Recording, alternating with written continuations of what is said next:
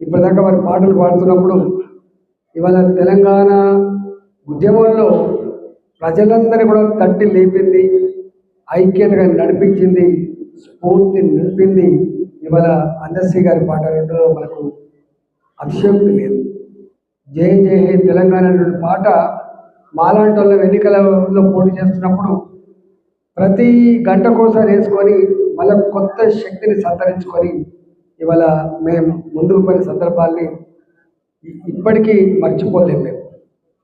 ఇవాళ ఇప్పటిదాకా పాడిన పాట మనిషి అన్నవాడు మాయమైపోతున్న మానవత్వం గురించి ఆయన రాసిన పాట మొత్తం యావత్ సమాజాన్ని కదిలించడమే కాదు, మానవ జాతి ఉన్నంత వరకు సజీవంగా ఉన్నటువంటి పాట ఇవాళ ఆ మానవత్వం లేని మనిషి అనేటువంటి పాట.